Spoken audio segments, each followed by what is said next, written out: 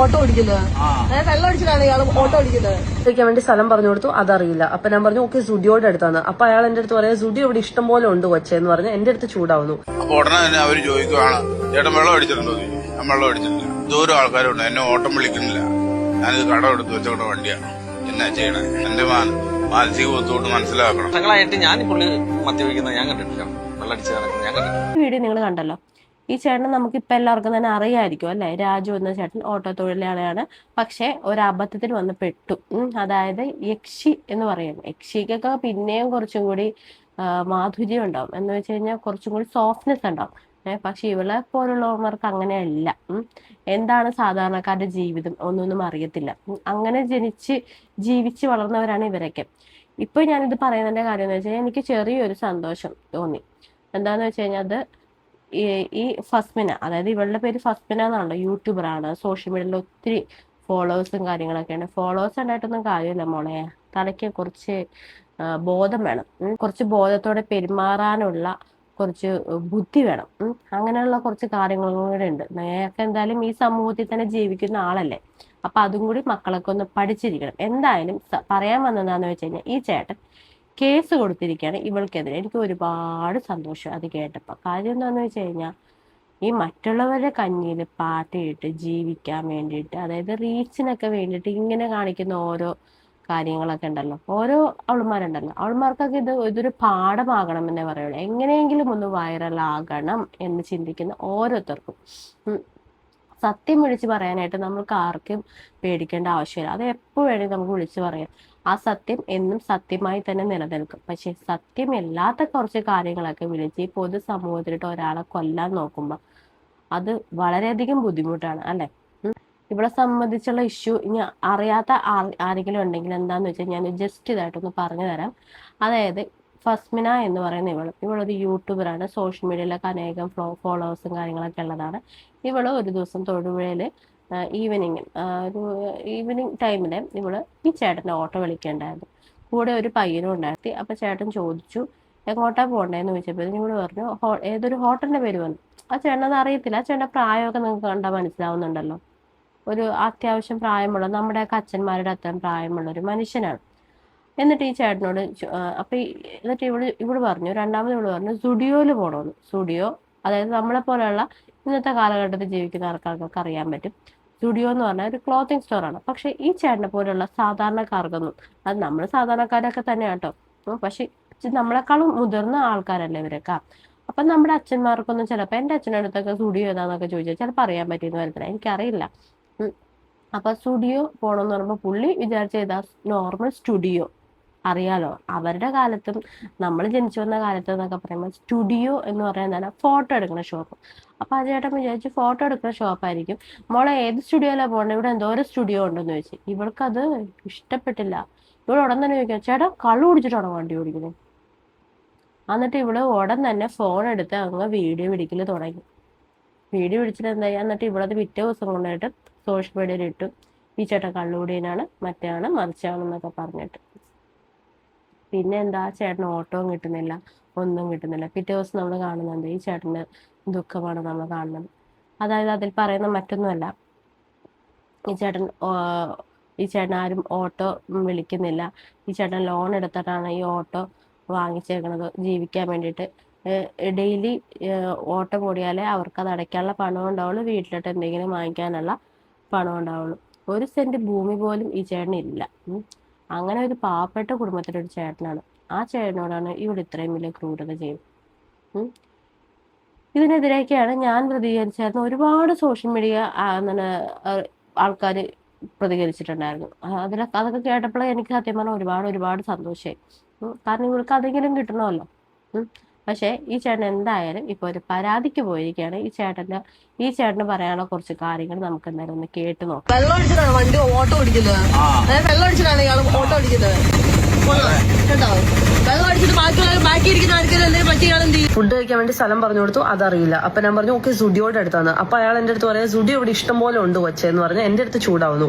എന്റെ അറിവിൽ തൊടുപുഴ ഒറ്റ സ്റ്റുഡിയോ പണിതിട്ടുള്ളൂ. പിന്നെ ഇയാളുടെ ആരെങ്കിലും വകയിൽ പണിത് വെച്ചിട്ടുണ്ടോ എന്ന് എനിക്കറിയത്തില്ല. സ്റ്റുഡിയോ ഒരു വസ്ത്ര വിതരണ ശൃംഖലയാണ്. പക്ഷേ ഇതിനെക്കുറിച്ച് എല്ലാവർക്കും അറിഞ്ഞോളണമെന്നില്ല. അങ്ങനെ അറിയാത്തത് കൊണ്ട് മാത്രം സമൂഹത്തിന് മുന്നിൽ അപമാനിതനായ ഒരാളാണ് എൻ്റെ ഒപ്പം ഉള്ളത്, ഓട്ടോ ഡ്രൈവറായ രാജു ചേട്ടൻ. ഞാൻ ട്രാൻസ്ഫർ ബസ് സ്റ്റാൻഡിൽ പോയി തിരിച്ചു വരുന്ന വഴിയാണ് ഇവർ കൈ നീട്ട്, രണ്ടുപേരുണ്ടായിരുന്നു. അപ്പോൾ കൈ നീട്ടിച്ച് വണ്ടിയെ കയറി. ഒരു ഹോട്ടലിന്റെ പേര് പറഞ്ഞു. അവർ പറഞ്ഞ ഹോട്ടലിന്റെ പേര് എനിക്കറിയത്തില്ല. അപ്പോൾ അത് കഴിഞ്ഞ് സ്റ്റുഡിയോ പോകണമെന്ന് പറഞ്ഞു. ഈ സ്റ്റുഡിയോ പോകണമെന്ന് പറഞ്ഞു കഴിഞ്ഞപ്പോഴും എനിക്ക് ആ സ്റ്റുഡിയോ അറിയത്തില്ല. നിങ്ങൾ കാണിച്ചു തരുവാണെങ്കിൽ ഞാൻ കൊണ്ടുവിടാം, അല്ലാണ്ട് എനിക്ക് അറിയാൻ പാടില്ല. അപ്പോൾ അവർ എടുത്ത് വായിക്ക് ചോദിച്ചു, ചേട്ടൻ കള്ള് കുടിച്ചിട്ടുണ്ടോ എന്ന് ചോദിച്ചു.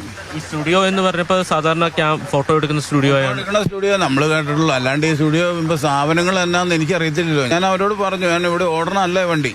അപ്പോൾ ഇവർ വണ്ടിയെ കയറിയപ്പോൾ തന്നെ ഭയങ്കര സ്മെല്ലാ. കഞ്ചാവാണോ എന്നൊക്കെ അടിച്ചേക്കണം ദൈവത്തിന് മാത്രം അറിയാം. ഇനി ഞാൻ കള്ളും കൂടെ കുടിച്ചെന്നാണോ നിങ്ങൾ പറയണതെന്ന്. അപ്പോൾ അവരവിടെ ഇറങ്ങി ഒരുത്തിനും വേറെ ഒരുത്തിനും ഇങ്ങനെ കവചമായിട്ട് എന്നെ ഇങ്ങനെ നിന്നേച്ച് ആ വർത്താനം പറയണു. അവൾ അവിടെ ഇറങ്ങി നിന്ന് എൻ്റെ ഈ വീഡിയോ എടുക്കുന്നു. ഞാനിതൊന്നും അറിയുന്നില്ല. 2 ദിവസം കഴിഞ്ഞപ്പോഴാണ് ഈ വീഡിയോ ഇങ്ങനെ വന്നെന്നും പറഞ്ഞു. എൻ്റെ സ്റ്റാൻഡിൽ കിടന്ന് വണ്ടി ഓടിക്കണ പയ്യൻ പറഞ്ഞു. എന്നോട് അവൻ ചോദിച്ചു, ചേട്ടൻ്റെ ഒരു വീഡിയോ ഉണ്ടല്ലോ, എന്നാ പറ്റിയാന്ന് പറഞ്ഞു. ഞാൻ പറഞ്ഞു, ഇന്ന പോലെ സംഭവിച്ചാൽ. വേറെ ഞാനൊന്നും പറഞ്ഞിട്ടില്ല, തെരുവോ ചീത്തയോ ഒന്നും പറഞ്ഞിട്ടില്ല. വണ്ടിക്കൂലിയും മേടിച്ചിട്ടില്ല, വണ്ടി ഓടിയില്ല. ഇതിൻ്റെ പേരിൽ എനിക്ക് ഓട്ടോ ഇല്ല. ഇപ്പം എത്ര ദിവസമായെന്നറിയോ വണ്ടി ഓടിയിട്ട്. ആരും വിളിക്കണില്ല. കള്ളു കുടിച്ച് നടക്കണമെന്നും പറഞ്ഞുകൊണ്ട് ആരും വിളിക്കണില്ല. സാമ്പത്തിക ബുദ്ധിമുട്ട്, മാനസിക ബുദ്ധിമുട്ട്. എൻ്റെ മക്കളും എല്ലാവരും പറഞ്ഞിങ്ങനെ എന്നെ ഇങ്ങനെ നിരന്തരം ഇങ്ങനെ ആൾക്കാർ വിളിച്ച് പറഞ്ഞുകൊണ്ടിരിക്കുക. വെള്ളം ഒടിക്കുന്നതിന് പ്രശ്നമില്ല, വെള്ളം ഒടിച്ച് വീട്ടിൽ പോയിരിക്കുക. വെള്ളം ഒടിച്ച് എന്തിനാണ് ഓട്ടോ ഓടിച്ച് നടക്കുന്നതെന്ന് എനിക്കറിയത്തില്ല. അവസാനിപ്പിച്ച് അവളുടെ നമ്പർ പ്ലേറ്റ് ഞാൻ എടുത്തിട്ടുണ്ട്. അപ്പോൾ പറ്റുവാണെങ്കിൽ MVD അല്ലെങ്കിൽ പോലീസ് കാണുവാണെങ്കിൽ ഇയാളുടെ ലൈസൻസ് തന്നെ കട്ട് ചെയ്യണം എന്ന് എനിക്ക് പറയാനുള്ളൂ. പിന്നെ അയാൾ പറഞ്ഞ ഓരോ മുടന്ന് ഞാൻ ഇവിടെ ഓടിക്കുന്നില്ല. KL 38 പിന്നെ നിന്റെ പിറ്റേ ദിവസം കേസ് കൊണ്ട് കൊടുത്തു. ഇവിടെ SP ഓഫീസിൽ വെച്ച് വിളിച്ചു. ഇവിടെ വന്നപ്പോൾ സാർമാർ പറഞ്ഞു സൈബർ സെല്ല് പൈനാവില അവിടെ കൊണ്ടുപോയി കൊടുത്തു. അവിടെ കൊടുത്തു കഴിഞ്ഞ് വൈകുന്നേരം ഒരു 7 മണി കഴിഞ്ഞപ്പോഴത്തേനും അവിടെ നിന്ന് വിളിച്ചു. എന്നോട് തൊടുപുഴ സ്റ്റേഷനിലോട്ട് വരാൻ പറഞ്ഞു. അവളെയും വിളിപ്പിച്ചിട്ടുണ്ടെന്ന് പറഞ്ഞു. അവൾ പറയണേ ഞാൻ കള്ള് കുടിച്ചാൽ വണ്ടി ഓടിക്കണേന്നാണ് പറഞ്ഞത്. കള്ള് കുടിച്ചിട്ടില്ല, ഞാൻ കള്ള് കുടിച്ചിട്ട് വണ്ടി ഓടിക്കാറുമില്ല, കള്ള് കുടിക്കാറുമില്ല.